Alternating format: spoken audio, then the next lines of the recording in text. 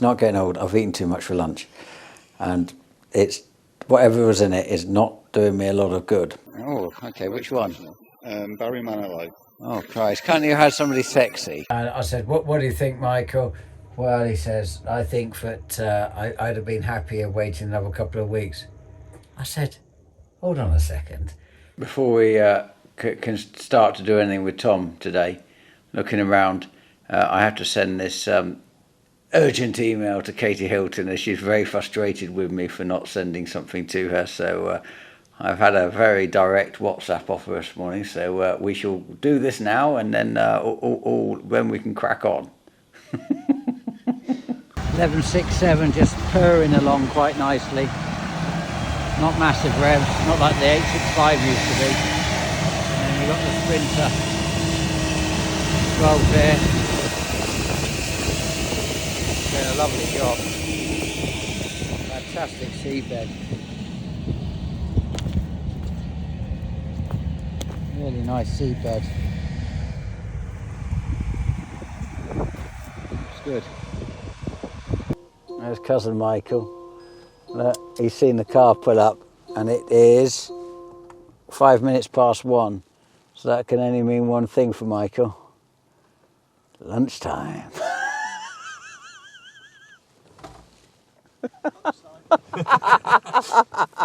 So we're sitting here, we've come for a work lunch, and Michael's over there. We're in a cagoule, basically, in the garden, which was a COVID cagoule. But anyway, I'd never been in one before. And they've got a big wake on, so it's quite pleasant, actually, isn't it? Cocoon, I think. That's a cocoon. What Cagoule is a coat that you wear over the top. Is it? Okay. So for somebody, if it doesn't want to be on the video, he seems to be incredibly reactive. The only reason he doesn't want to be on the video, we're sitting here literally like this, and I said, drilling's going well, barley's done, we're first weeks in Cambridge are done, and we've moved to Lincolnshire. We've got 4 12-metre drills going up there, so we've got 48 metres going across the field. So I've got the Sprinter, 2 Certos, and Avatar. And I said, what do you think, Michael? Well, he says, I think that I'd have been happier waiting another couple of weeks. I said, hold on a second. I've got it in writing, Michael, on a WhatsApp. You're saying, I think we need to get on. You've waited long enough. Hold on a second. And that. It was raining at the time. It was what? It was raining at the time. So Tom turns around and says, you're a real hindsight farmer, you are, aren't you? He said, well, we'll wait to see what it's going to come like. But anyway, I mean, the conditions at the moment we were just talking about in terms of seabed, I mean, they are phenomenal, and everything's turning nicely on the headlands, not rutting the headlands up, and there's no real compaction, and the seabed is lovely, and the rolling. It's textbook. It's what we effectively were taught, in college, etc. This is textbook farming conditions at the moment. Looking up at the sky, it is cold today. It is proper cold. The car strangely says 7, but Paul drove across from the Fens this morning to come to work. It's at 2.5 degrees, and it's cold in the back of your legs. I think the weather's about to change. I've got this funny feeling that we're about to, by next week, this is going to be quite a different time. Almost as if it feels like October to me. It feels like mid-October. And anyway, I've got no regrets. So there you are on camera. I've absolutely no regrets that we are drilling at the right time, getting it in and maximising yield. And any black grass is entirely Michael's fault. Oh and that is why he's employed as the agronomist to solve these problems. It's like having a plumber, and then he says, oh, well, I probably wouldn't have increased the pressure or turned that tap on because you might get a water leak.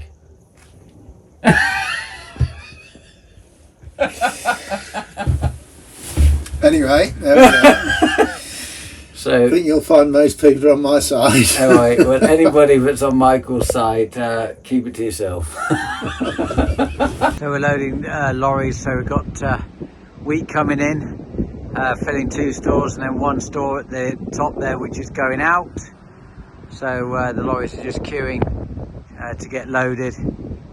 So there's a lot happening at the grain stores here, even though it is only September. There's a lot of wheat coming in and going out at the same time from different stores and different meal requirements. So it's a busy time at the grain store. So they're back on the back of the shed. They've had about 3 weeks doing houses.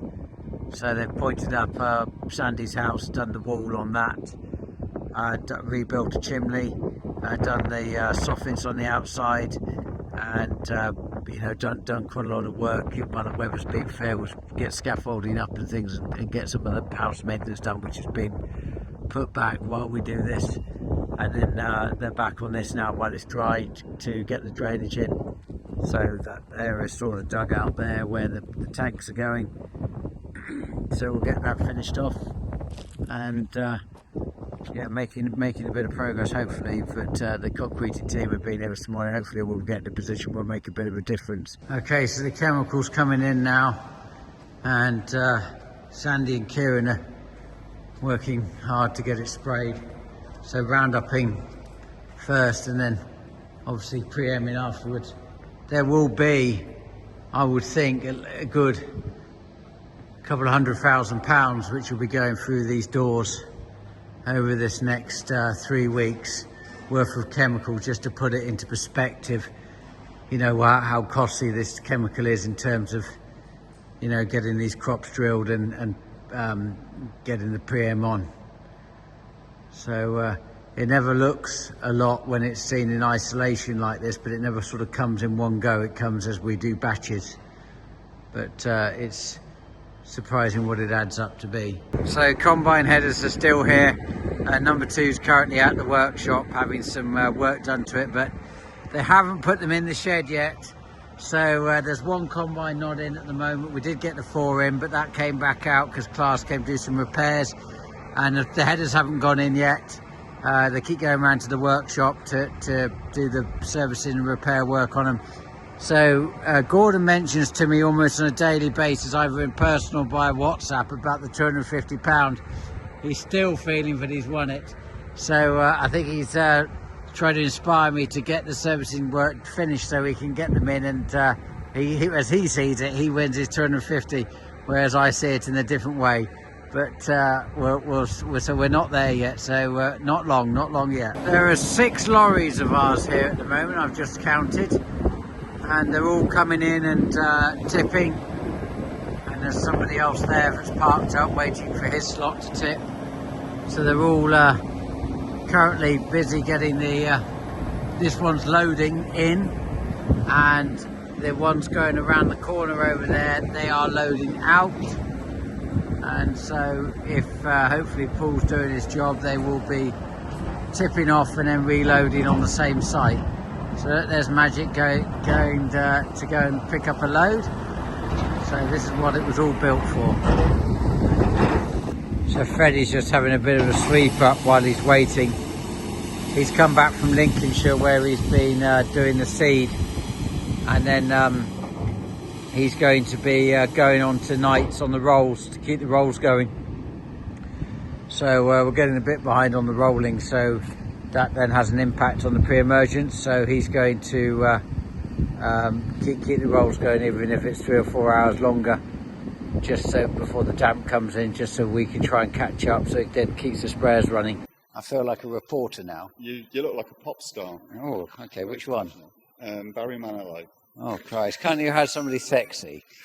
Yeah. Barry Manilow is sexy. Well, it might be to you, but it sure isn't to me anyway. So You heard a lot it. of ladies like Barry Manilow. Okay, all right. Well, I know where he was born. yeah, Kenny Rogers. I remember I had a beard once, which wasn't very successful. Somebody sort of looked like Kenny Rogers, which that was a good reason to shave off. I don't know why I'm looking at you there.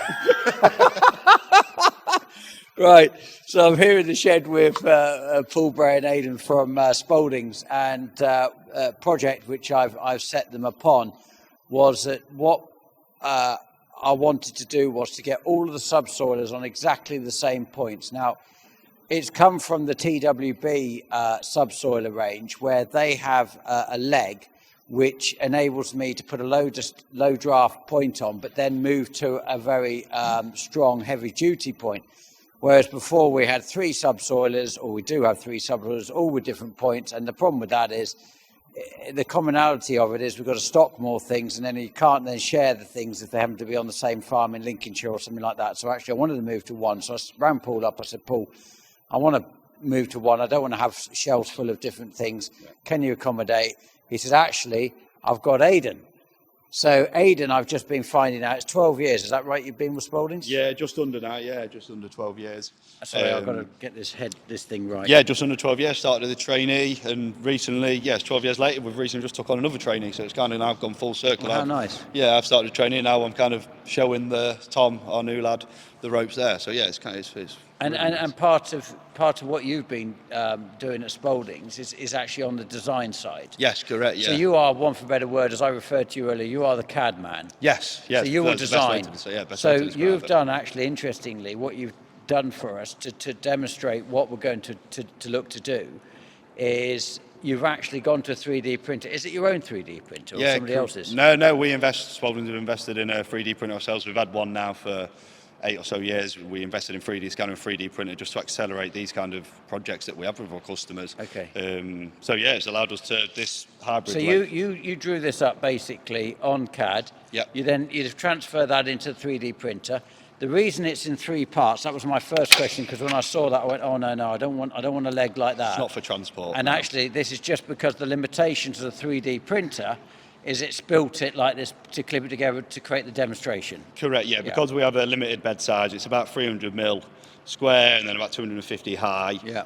So yeah, we just limited in what you can do. So we do these little jigsaws on these parts. Just again, when we're prototyping, it allows us just to snap fit in place. But you could fit this physically into the subsoiler, Correct. and these holes and everything are designed specifically as you would want it to be for steel. Yeah, much like our prototypes that we have. So you now using the real product. That's our one-to-one, so we can go out to customers and again do our test fits on the legs to make sure everything's all okay. So yeah, this is effectively what it is I'm actually using, these points. correct. Yes, And this is our. we had some black points turn up or the other day, and we sent them back because they don't have this level of tungsten on. No. The red ones do. No. And the difference for us is that these will last, whereas the other ones, and the time for us in people changing things when we're busy and machines stopped, it's actually better value for us personally to have those. And what I like about this particular fitting is we're not finding that they break off, because there are some points you can get that they break off, don't they? So this is what we've taken off, and we'd hard face these up in the winter, and they've got the this heavy duty type Roman foot. Do you call it a Roman point or something? It's similar to. Okay. Yeah, it's similar to a Roman. And they're in 1, 2, 3, 4 piece. Yeah. So that in itself is hard work. And then in terms of hard facing, if you get the hard facing slightly wrong, then you struggle to get the sort of bracket on. So again, that's where the advantage of with developing and this range that we have having a 3D printers to prototype this stuff. We now have incorporated a slip-on wear plate into this. So this, like you say, so to save you the downtime of having to hard face yourself, and again, hard facing is quite an expense in its own right. We now have a slip-on wear plate that comes in. So traditionally, we used to do kind of a one-piece point with a wear plate on the back here, but some customers, again, that would add extra width to their operations, what they didn't always want, but you had some customers who would want that protection. Yeah. So this allows that versatility. From a manufacturing point of view also, if you do a one-piece side plate here, what you end up doing, sadly, when you apply tungsten, we harden the steel before we can apply tungsten due to the temperatures. Hardening steel around 800 and above, brazing tungsten on is around 400. So you have to harden first before you can braze tungsten. Yeah. Essentially, but what you end up doing then is reheating the hardened steel when you do the brazing, which softens this area again. Okay. Whereas if we do the independent wear plate, we can keep that high hardness. So actually that will last longer now. Last longer, correct, Okay. yes. Yeah. So yeah, it's just, again, we're just getting all those little extra 5-10% points out of the design where we can. Yeah. Just to keep you guys going and save downtime.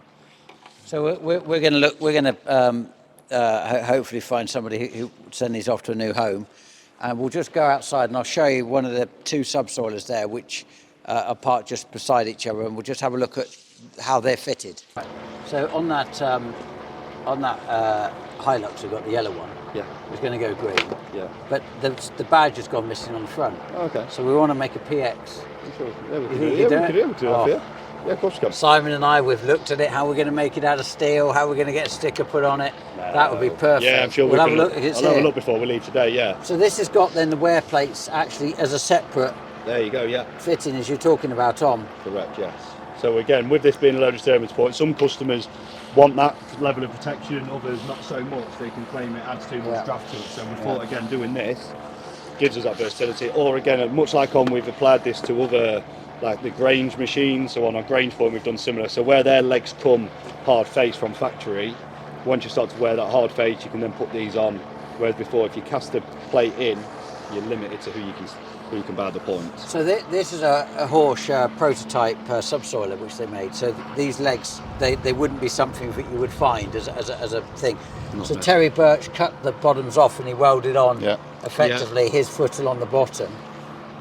Then enable us to adapt, you know, the same. And then it started originally with this Cousins.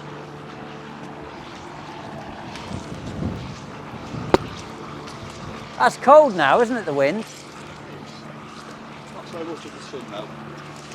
Yeah, but it's amazing how that's changed temperature. To Aiden. Yeah, so... Right, so what we did here is we went to the swinging leg as opposed to the rigid, because every time the way a crawler turns, it sort of does that. Yeah. And what was happening was we were bowing the brackets at the top. Right, okay. And then they were coming out, of course, then the shear bolts kept going because, of course, they were slightly... So we went to TWB shear bolt. I think it was a shear it's brilliant. And since we've got that, I mean, they very rarely have to get out to solve the issue. So a lot of the components on this are still originally as they were from the Cousins system. And then, obviously, he made, adapted it. And then we're running these points. Now, these are the red points I was talking about. And then this, for example, is... that's one of the oldest. Now, you can see these would have been put on pretty much the same sort of time. Yeah. And you can see that the wear is so much greater in this design if you want to look at the comparative. So we're not a fan of this. I mean, it fits all budgets, you know, but because time is money, this actually, for us, is a much better price. I don't know what the price difference is. I bet you can tell me it's more than double, isn't it? Yeah, it probably is, James, to be fair. Yeah. But like you say, It's got the tungsten here. 2 times, I would say that when we tried to work the design, it was roughly around 2-3 times the cost to sometimes upgrade onto the SPL parts, but you'll tend to see 5 to 7 times the life of that. So, it's an investment, but actually that investment is worth more than when you calculate it back to the standard parts. Well, the other thing is we have had some subsoilers where they kept breaking the feet off, so we kept losing them in the ground. Yeah. Well, I can remember when you had this machine first time and you were using the Cousins points, and your bugbear that you were throwing a lot of steel away. Yeah. I can remember that because you had this machine for a while now. Long time, yeah. It's about the third one I've had. Oh, is it? So I started off with a Cousins 4.5 metre rear mounted hydraulic, you know. Then I had 2 of these. It suits us. It's a good system. It's 6.5 metres, so it works with the CTF. Yeah. But yeah, look at that. That tells a story in itself, doesn't it? Yeah, maintaining that wing width is critical for when you lift out and what you're trying to do with your operation across the field. You know, when you come out of that field, how you've gone in, and when you've come out of the other end, you've done the same amount of cultivation. Your root establishment's going to be even. Whereas on something like this, you'll start with a nice brand new wing. First part of your field, it's all well and lifted, but do you know what you're really doing at the end? Well, as the wing gets smaller, it actually doesn't do anything. No, it is the wing, of course, which is where you want the investment. The critical part. So, but again, like you say, it fits all budgets, different soil types. It works well. But yeah, if you are looking to probably minimise downtime and get a bit more out of your yield. So just going to this leg. Yeah. Are you now going to be able to make these legs? So if we have, say, 5. Yeah. And we then, you know, we want another one, for example. Are you going to have them as a stock item, or is it going to be a bespoke, only this one off? Well, I think we're looking probably making it as a stock line, to be fair. Yeah. So other Simba Great Plains can buy them and then adapt to this, because otherwise you've got to make me some spares otherwise, haven't you? We'll probably go for about 10, won't we? 10 or 20 legs to start with. Yeah. First thing we've got to do, James, is fit that leg to the machine. Make sure it works. Make sure it fits. And the angles look right. Yeah. And then we can go into production then. So you're going to go now. Have you actually got the what do they call it? On the bed. We don't have the laser cut ourselves, so obviously we've got some very good manufacturers that work alongside us, both in England and overseas. But yeah, so this will probably go to one of our more familiar suppliers in Sheffield. Okay. And they'll cut it up. They'll cut it out of the laser, laser cutter, then probably go through the hardening and treatment process, depending on what you use. You can either use Hardox or boron. They tend to use a boron and heat treat after, or you can use a Hardox. What's the timing then? Because we've still got a bit of time to put it on the subsoiler now, and then have a go this season. Depending on their kind of things, but for us, that drawing that I do back at base is the same one I send to the printer, is the same one I will send to the manufacturer to put in their laser cutter. So even though it's a 3D file, it will then be used as a 2D template for the laser cutter on my 3D printer. So technically, I could send it to them today. They could have 10 cut if they wanted to. If their laser cutter is free and ready to go, you could have 10 legs ready to go today. Amazing. So yeah, as quick as you want, really. I mean, you've almost got to start doing this, Paul, as a service, haven't you? Because otherwise, people are going to look to try and solve the problem themselves, aren't they? You know, as an outlook that you are, this is this is the next generation of business, isn't it? That's the one thing we've done over the past 3 years. All product development is led by you guys, by farmers. Yeah. So we love things like this, because then we can go away and, you know, we're developing products that you guys want to buy. So this is what we do.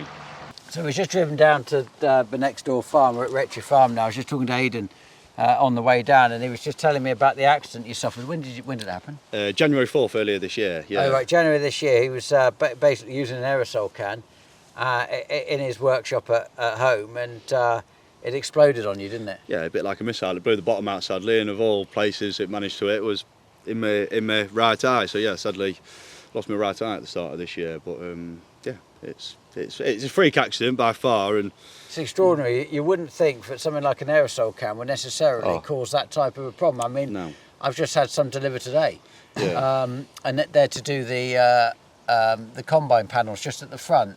So you know they're pretty everyday item, you can you know, have, on a farm. Yeah. I bet you sell them as well, don't you? Oh, yeah, absolutely. It's not dissimilar to the you know, like the WD-40 type sprays, isn't it? Exactly like that. Exactly. It's a pressurised, basically, it's a pressurised container. Well, it must have been a manufacturing fault. I mean, I've worked in engineering for 12 years. I was in the fire service for 2 and a bit, so I don't think I'm lapsed in any of my health and safety like that. And it just seems to be, honestly, when we look back, it's just a freak accident, and it's just bad luck. Bad luck. It feels like that. Yeah. And yeah, no matter what way we try. I'm going to drive back if that's all right. Of course, I don't want any of your bad luck. I wouldn't mind saying you're my chauffeur. Aidan, he said it's bad luck, but it was quite a good luck, because I think if it hit him directly. I'm lucky to still be alive for what really? my surgery. Yeah. That's severe. And 8 mil to my left, I would have been blind.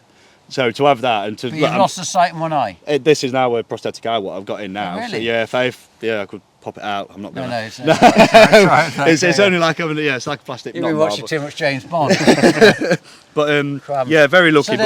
So is there a lesson there for anybody in using an aerosol? Is there any take home from it, or is it just going to be it's a freak? It's definitely don't look at things and be scared from it, but definitely always be cautious about anything you do. In a workshop environment, especially, I would always say before you walk in. Mine was literally as I walked in, before I just put my mask on, it had gone off. Maybe I should have thought about it, put my mask on outside the door, and that my mask had goggles on at the same time. So maybe that small difference in that would have maybe changed how things are. But ifs and buts for me, maybe. Were you sitting down? You know. No, standing up, walked straight in, shut my door, and it had gone off. It was literally a millisecond of a thing. But yeah, again, NHS have just been absolutely wonderful in what they did for me. This is Lincoln. Yeah. Amazing. In Lincoln and Nottingham I went to. Just absolute lifesavers really, and how they looked after me there after. So let's just have a quick look at this. So what we've got here is this is obviously the Grange machine which we use, and these are your points effectively we've got on here. And they've got that side plate you were talking about on the back, haven't they? Yeah. Now, judging by what you were this is a much smaller point, is it, over what the subsoiler one is? Yes, yeah, the height on yours there. Do you think we could make that fit? I think we can. Yeah, I can't see why not. I've got a tape measure. It's whether or not there's a limitation on the kickback. Well, it's more just the clearance up here. I'll just go and grab that. You do that, and Paul and I will look at the next machine. Yeah. We'll come back to that. That'd be interesting to see whether it is doable to on manufacture a leg to take. You are going to be standard across. Well, on the spirit of wanting to simplify stock, which is cost. Yeah. Because if you carry stock, it's a cost to somebody, whether it's an impress stock and it's your cost, or it's my cost, it's a cost, isn't it? Absolutely. But also the ability to simplify effectively, if we're carrying points, one for a better word, that there are a universal point. Yeah, absolutely. If it can fit, that, you know, whether or not, have to ask Ruin at Grange whether there becomes a problem elsewhere within the frame or not. But this is sort of how this is number. I think this is number 2. I can't remember if it's number 1. This is how it all started. Yeah. So we've got we got this. Actually, I think I'm going to sell this one. Is this the original one that you have? I think it is the original. I think this might be number 1. So and then obviously the Grange went on from this when Cultivation Solutions stopped. But and then this is the subsoiler. We took legs out. Yeah. So the pallets there, we took this out, and this is the one I want to standardise. Right. Okay. With what you've cut up on the frame there. We've got to get it in. We've got to sort of tidy it up a bit, I think. And what'd be good, James, before we get the leg cut. Yeah. Would be to get the frame in the workshop and get that prototype leg bolted onto the machine. What, that red one? Yeah. Right. Okay. So I've got to get a forklift down there. Yeah. Okay. Well, just to make sure it fits. Just to make sure it fits and the angles look correct before we put it into production. Yeah. All right. Okay. That's the purpose of doing the 3D print, so we can just check that. So they'll measure the angles down, or just to make sure it's straight and it's not slightly. Make sure it's straight and the point sits on there at the correct angle. Well, I'll get the forklift down there then, and we'll hitch it on the front with the 3D lift, and then not 3D, sorry, 3-point lift, and then we'll just get that so you can do that. Yeah, brilliant. Right. Okay. Have you got an outcome? Is yes and a no an outcome? Okay. So we don't know the outcome yet, do we? Right. So what I want to do, Paul, is I want to this winter I want to completely redo the sort of workshop. Oh, complete refurb. A bit of a refurb, yeah. Kit out. Yeah. Oh, excellent. Well, I'm bringing it down a notch now because you're getting excited. What we're looking at, So James? the idea is that I can move the shelves and everything around, but I really like what I saw at over in Warwickshire when I went to Grange Machinery. Right. Okay. And they had the boards up. Yeah. And You then sent me some pictures. And there was obviously different working areas for different people. Yeah. And you know you got obviously Simon as the engineer, and this is his van, etc. Then you've got Aaron, that's really capable. Yeah. And some of the others, you know, like Raymond and whatever. That I thought if I could set them up having their own areas. Yeah. Effectively, then they keep their own areas tidy, because you end up with a workshop's a bit like a forklift. Yeah. Everybody claims it was somebody else, and nobody ever tidies up because they always say somebody else left it messy. So if I could create different areas and then look to put those mimic boards up, that would be my first thing. Then we'll redo how we keep all the parts. You know, part of the stock taking journey we're all on. And what sort of things do you want on the shadow boards? Is it a range of spanners, hacksaws, pliers, screwdrivers? Yeah, just a basic. You're pretty much your everyday basic tools. Toolkit with the you know the hand. What do you call it? Impact guns. Yes, Yeah. that type of thing. Yeah. Because you know that now is a regular item that people use all the time. You put this in, didn't you? So a couple of years ago, we did this. We never actually finished it off. Yeah, never put the. Yeah, that's part of what we need to do, Yeah. and whether or not we continue around the outside with something not dissimilar. Yeah. Or whether we create more boarding. Yeah. I mean, how's this work for you? Is it good. Good addition to the. Yeah, it's good. Like it. Yeah, I mean, it's simple. Yeah. I mean, the mimic board here that we've got was here before me. So I all the way through my childhood, this existed. So this is, I remember it in the 80s. Yeah. So what's that now? That's a fair bit of time, isn't it? And my music's still on the 80s. So, but if we look to redo all this in here and do a complete refurb, I think would be you know. It's not dissimilar to getting a new kitchen, is it? No, absolutely. So 30. And up here, you look at some of the spanners and things. These are all Imperial. Yeah. Well, actually, we don't have anything Imperial anymore now. The machinery's all moved on. There was that changeover period for a long time, but now all the Imperial machinery's gone. So we can pretty much go everything metric. And the other thing is we've got a lot of hydraulic stuff. So it's I think we'll move the hydraulics out of here and we'll set up a whole complete hydraulic area. And like all this sort of thing, you end up accumulating. I mean, we don't run out of bolts and nuts. No, we look after that system anyway, don't we? So. Yeah, you fill up the things. Yeah. But I want to effectively, create a complete refurb because this is sort of 40, 50-year-old stuff that we're. I mean, the nice thing about shadow balls, if you are missing something, you can see it. That's what attracts me to it. That is the beauty. That is the attraction. As I said, we've run this now for 50 years or something. I remember giving you that. What? Probably about this board 15 years ago. Yeah, it's still using it today. Still empty. That's because he's put this on, and it's been he's had stuff on it, and then I think Michael comes in, and he orders it and wipes it off. Yeah. If, for example, we have a lot of stock here, but it's historical, as well as stock that's coming in continuously, from you guys, etc. And the difficulty is if machine. The reason I love the Impress stock was because if I change your machine, you take all the stuff away and you fill it back up with what's the new machine fits. So I actually never have any stock. And of course, I don't also pay for any of the stock that sits here because it belongs to you and you charge me when I use it. I know when we went round, for example, to the Amazon, they had a big vending machine up on the wall. Like a cassette type thing. Yeah, there's a lot of companies now where you can have a vending machine where components are put into the vending machine. Yeah. You can go, you log in, as a user. Yeah. Take out. So each man on the farm, for example, would have his own unique code. It would come up with that's Freddie. Yeah. And he asks for, I don't know, an M6 bolt. Yeah. And that vending machine then is linked to. If you take a part out which is wrong, what happens? Can you put it back in the machine? Or do you have to put it in a box and then somebody who comes and stocks it sorts it out? I would imagine, I'm not au fait with it, but I would imagine that because you've got to reload the machine, when somebody comes to reload the machine, they would do it then. Okay, but it would give us a perfect, or you and I, a perfect stock system, wouldn't it? Which would be, one for a better word, you could see it on a screen, in and out. And could you see that this is where the future could end up within farming?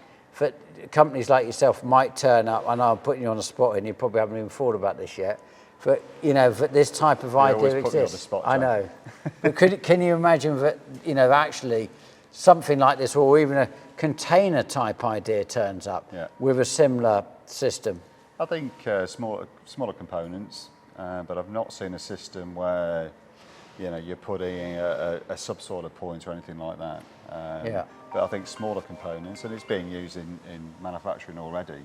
I've visited sites where PPE, cutting and grinding discs, things like that, are all in a vending system. Huh. Beauty is that you're keeping a track on what's going out of your workshop, but also for the supplier, I suppose they're getting guaranteed business. They get guaranteed business, but you keep a regular inventory of what's being used. One of the things I think we're starting to find really disruptive within what we do is the parcel deliveries. Yeah.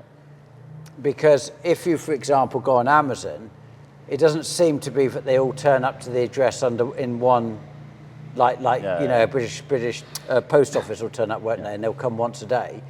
So you could have multiple disruptions. Yeah. And other items come in parcels, which is fantastic for that works.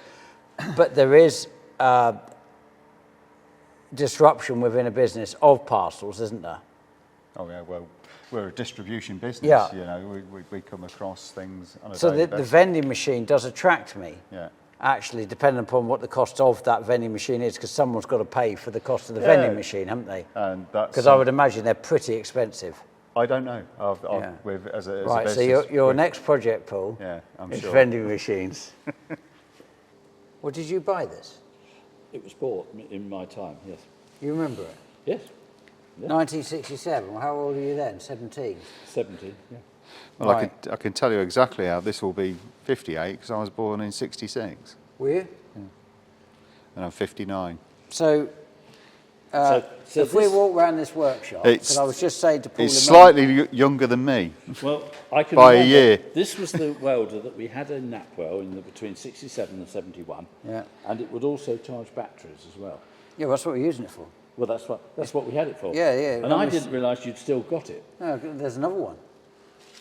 There's a green one under the bench in the workshop in Art Welder. Yeah, no, ours wasn't green, that was it. Right. Well, a lot of the stuff that we still got is stuff that you had.